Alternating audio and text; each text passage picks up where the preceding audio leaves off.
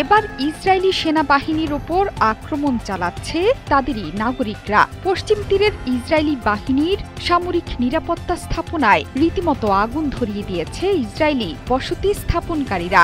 আইডিএফের ওপর তীব্র ক্ষোভের বিস্ফোরণ ঘটিয়েছে তারা। বর্তমানে ভয়ঙ্কর উত্তেজনা চলছে পশ্চিম তীরে, ছড়িয়ে পড়েছে দাঙ্গা। আইডিএফের নিরাপত্তা স্থাপনায় ছিল বহু মূল্যের নজরদারি ক্যামেরা সহ নিরাপত্তা সরঞ্জাম। আগুনে পুড়িয়ে দেয়া স্থাপনায় একটি গ্রাফিতিও নজর কেড়েছে। লেখা হয়েছে, গুলিবর্ষণের প্রতিশোধ, বেইত শিয়ানের পক্ষ থেকে শুভেচ্ছা। বিবৃতিতে আইডিএফ বলেছে, এই স্থাপনা ধ্বংস রামাল্লা এবং বিন্যামিনের বাসিন্দাদের নিরাপত্তা হুমকি তৈরি করেছে। পশ্চিম তীরের কাছের একটি সামরিক ঘাঁটির বাইরে বসতি স্থাপনকারীদের দাঙ্গার পর এই ঘটনা ঘটে। এরপর রাতভর বহু মিলিয়ন শেকেলের নিরাপত্তা স্থাপনাটিতে তাণ্ডব চালায় ইহুদি বসতি স্থাপনকারীরা।